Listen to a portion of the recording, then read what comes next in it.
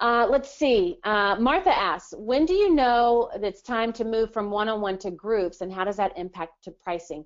So here's what we teach about groups. I'll kind of touch on this briefly.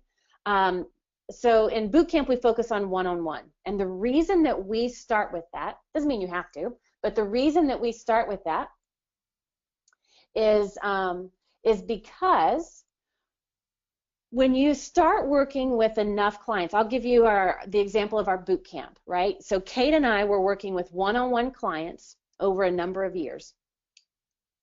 And in working with all those clients about how to set up and launch their coaching business and bring organization to their back end and be ready, get prepared in advance so they could grow their list and get clients and make money and all this. So we were working one-on-one with clients.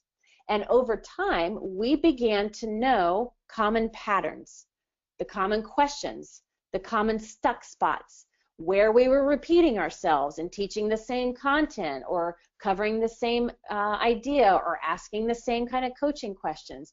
And when those patterns and those commonalities revealed themselves, we're like, wait a minute, what if we stopped repeating ourselves for every individual? What if we got a whole bunch of people in a group, set it at one time, and then off they go? And that was the invention of boot camp, because we didn't want to repeat ourselves anymore because we were doing it one at a time.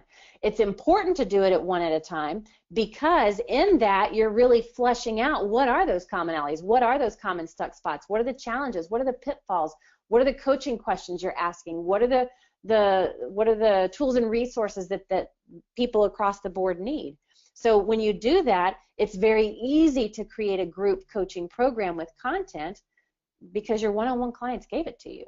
So that's how we knew how to do it, and that's actually what we teach, is that after working with people for a while, Martha, find those commonalities, put it into a teleclass, put it into a training program, or like earlier they were talking about a 27-day boot camp, something like that, and then start working with the groups. Now typically with groups, the pricing is different.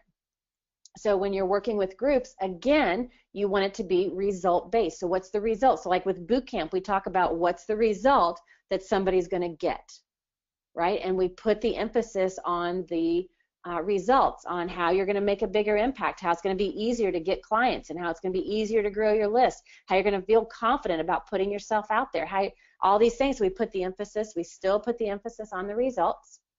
And so with groups, there's a lot of different pricing models that you can get into depending on the group. Some groups, it's just once a month group coaching.